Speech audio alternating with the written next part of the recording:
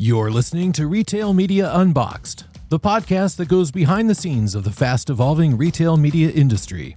In this one-on-one interview series, we sit down with top industry experts to unpack the trends, insights, and strategies shaping the future of retail and advertising.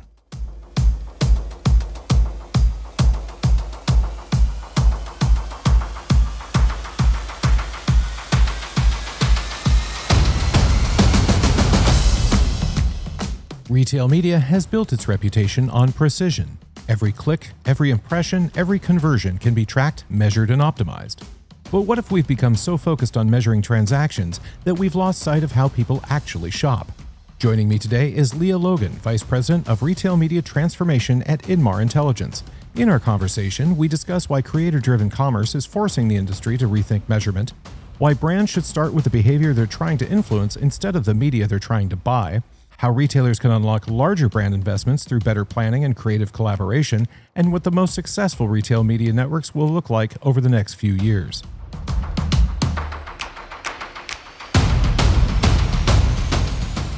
Leah, welcome to Retail Media Unboxed. I'm so pleased to have you on today. Yes, thank you for the time today. You are VP of Retail Media Transformation at Inmar Intelligence. Tell us about Inmar Intelligence and what you do there. Yeah, Inmar Intelligence, I would say, don't try to decipher it from the website. Many great things. I specifically work in our MarTech division, which is all about marketing technology. I think what ties together all of our solutions is the use of consumer data to provide better targeted experiences throughout digital touch points, and then obviously the ability to measure and provide attribution to those spends. We're here today to talk about retail media. I mean, retail media has become incredibly sophisticated when it comes to measurement, clicks, conversions, what have you. But some have argued that traditional attribution models may be missing the majority of creator-driven sales. In your mind, where are those blind spots, and why have we been relying on measurement systems that undercount so much consumer behavior? I think the blind spots exist most in not observing how people actually shop. I think there are specific categories like cookies, as an example, where you could be made aware of, the new Oreo or, some new innovation within an Instagram reel, but you're not immediately going to, e-commerce sites to order. I think there's a lot of that happens in consumables. I think there's also certain categories that you want to see and touch and experience. And so maybe you do see some amazing shoes and you're very interested, but you want to go into a store and try them on and experience them.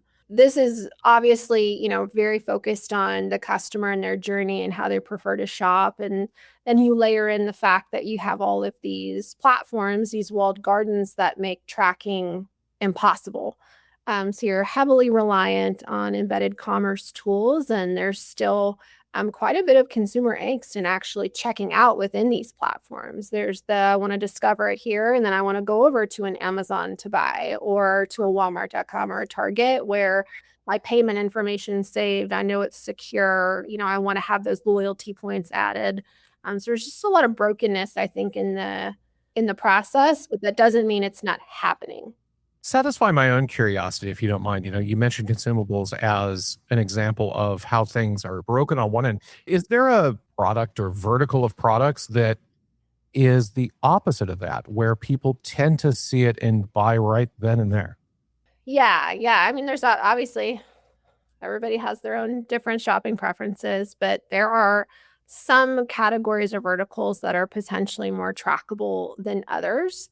One, I think, you can do last click attribution towards is probably more in like the electronics or maybe consumer technology areas. The part that's difficult there is connecting all of the touch points that led you to that moment. So you probably are more likely to be exposed for that final time and then, convert online. But that doesn't mean that they know every YouTube video you watched or, every review that you looked at on an e-commerce site. So I do think last click, can be captured in that category.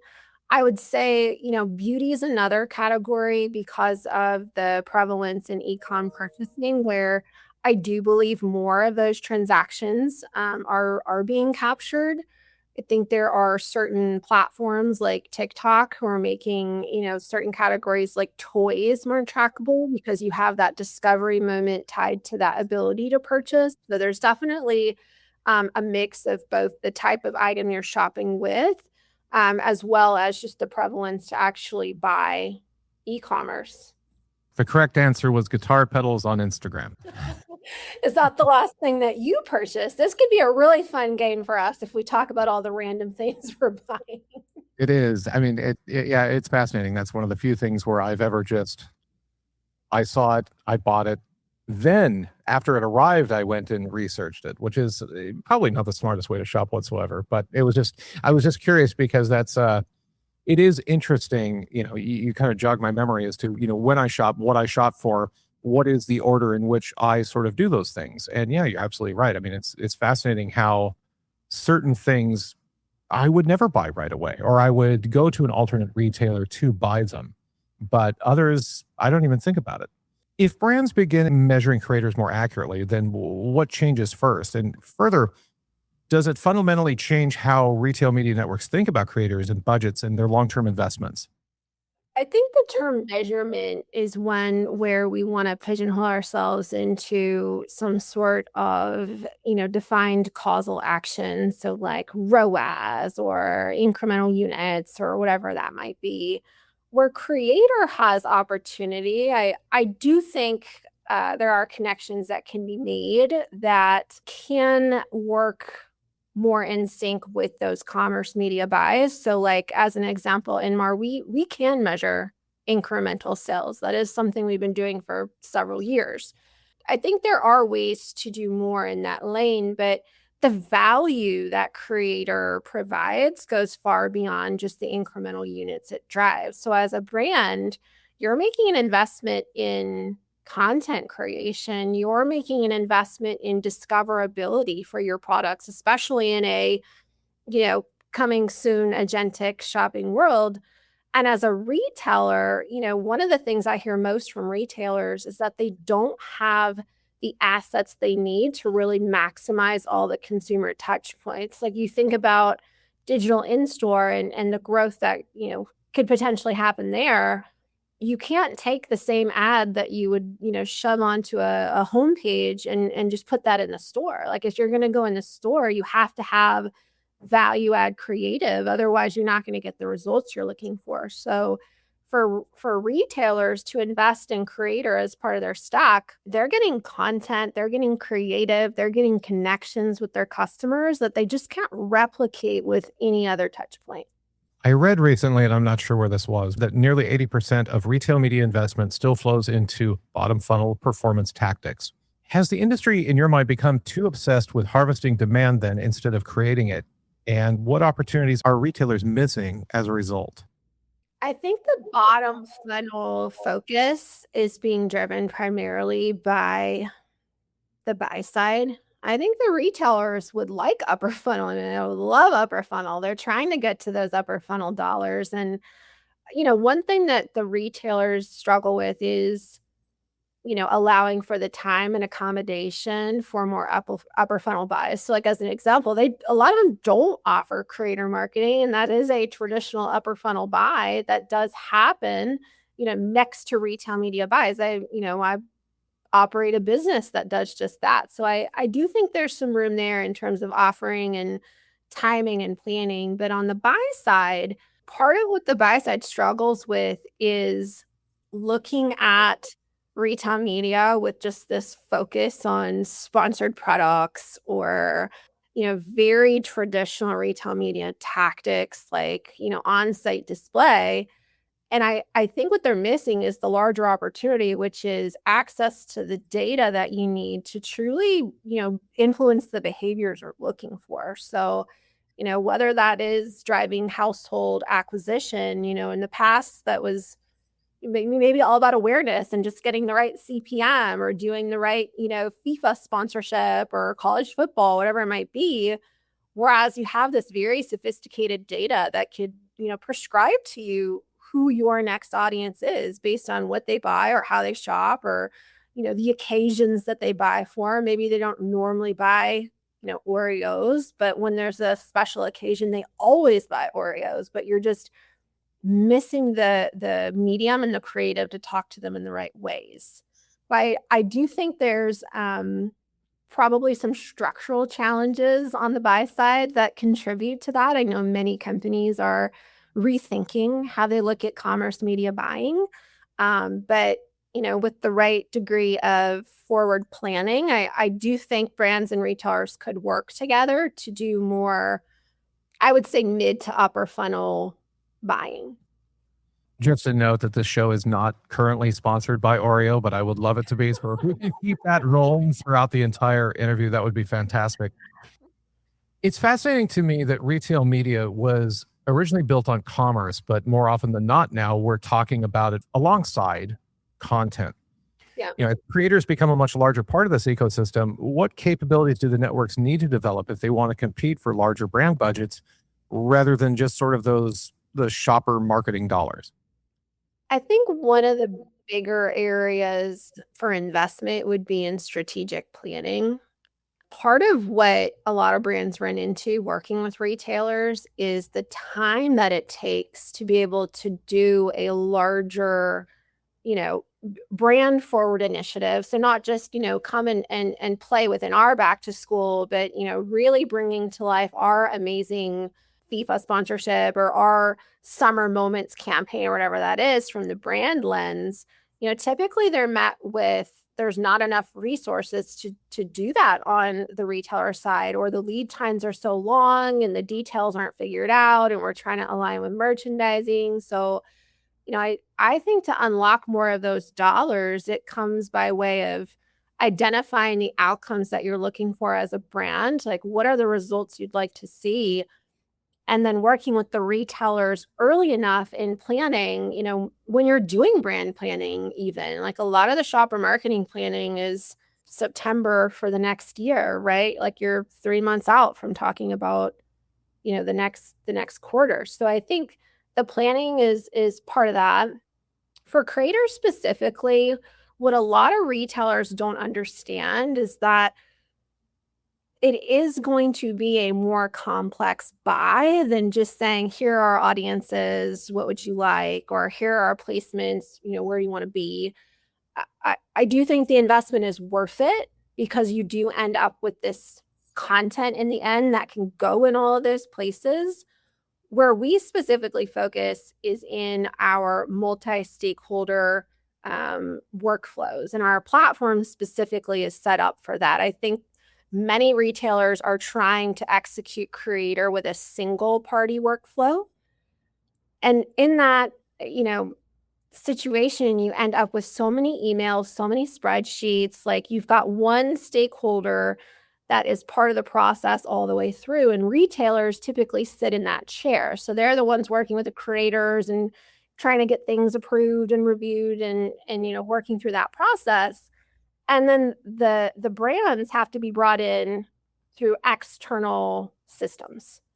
So when you compare that to like how easy it is to, again, ship an audience off into someone's trade desk seat, or, give someone access to your on-site inventory via whatever platform, a lot of retailers are like, we don't know how to deal with this complexity. Like we got bigger fish to fry. In terms of the strategy, when it comes to the creators, it feels to me some brands have it, some brands don't. That some are very clued into what they need to do to really expect a certain amount of performance from them, versus some who are, well, what should we have them do? Well, they'll figure it out. Are you seeing much of that? And how can we sort of move beyond that? What is the sort of keys to the wisdom of working well with creators within these networks? I think with all retail media buys, more time needs to be spent on the consumer behavior we're trying to change or influence, and working backwards. So if you are trying to drive purchase frequency for your item, and maybe it's about getting people to buy more in the same trip or to make an incremental trip, this is where you may leverage creators to actually create what that occasion is. Maybe it's, some sort of seasonal occasion. Maybe it's, some type of reward for your children. Maybe it's a fun road trip game. Who knows? But I think that's where you've seen, in its simplest form, creators doing something like a recipe and making a new recipe. I think if you're trying to drive household growth or household adoption, you might think about creators as a way to drive, kind of live reviews or even like endorsements of a product. So maybe you're introducing, a new cleaning product and it is more expensive in an economy where you have people who are strapped. Like you need to use that creator to tell people why they should pay more. I think some of what happens when you're doing media buys is depending on who's calling the shots, whether it's an agency partner or, it's a corporate team, center of excellence, shopper marketing. The expertise of those groups determines, the importance of what's bought and how it's bought. I'm not sure there's a great group that's been identified to buy creator when it comes to retail media. And so I think the KPIs are very varied. I would highly recommend thinking through the consumer behavior first and using that as a way to gauge all the decisions made in the strategy. And then, the other thing that brands can do is think about how that content then helps all of the other touch points work harder. So if you have a creator who comes up with this amazing new moment and reason to buy, why would you not use that in your CTV ad? Why would you not use that in your sponsored search? Like that's where there's, more mileage to be made. And that's a lot of what, we've been focused on for the last couple of years. Looking ahead, let's call it 3 to 5 years. I'll let you pick. What does the most successful retail media network look like? Will the winners simply have the best targeting and measurement? Will they be the ones that successfully combine commerce, creators, content, customer experience into a single platform? What does that look like to you? I think anybody picking the 5-year in retail media has a crystal ball that I don't have. I would say 3 years into the future, the most successful retail media networks are working from a place of delivering on outcomes. It's less about having the very best of the tactics because we're going to be in tactic war until the cows come home. Like, Walmart or an Amazon or a Target comes out with something or a Kroger, and then, markets respond. And next thing you know, there's all kinds of DV360 deals or, new capabilities. I do think there will be a need for parity when it comes to tactics, but I think the best retail media networks are going to be able to prove they work by starting with what they believe they can do and influence and the outcomes that they would expect to happen. I think that also shuts down a lot of the standardization and methodology conversations that are happening where it's, a call to arms on measurement and making sure we're all speaking the same language. I think it's a lot easier to say, this is the plan that is going to give you this result, and then to run the play and then show the result. I think the media networks that figure that out the fastest will get their more than fair share of dollars. I love it.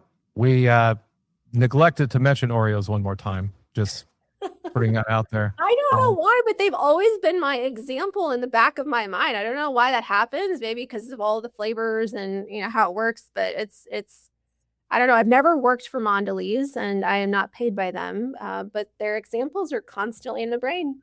You think about it, they do stand out. I mean, I was at a grocery store 2 days ago and could not help but notice and be tempted by the BTS Oreos, which are apparently some kind of cinnamon pancake flavored Oreo, which, they look amazing because they're like purple, which I think is great. But then you say it's like cinnamon pancake or something like that. And I wasn't as... Well, product feedback today. Yeah. Leah, this has been fantastic. If one wanted to find out more about yourself or Inmar Intelligence, where should they go?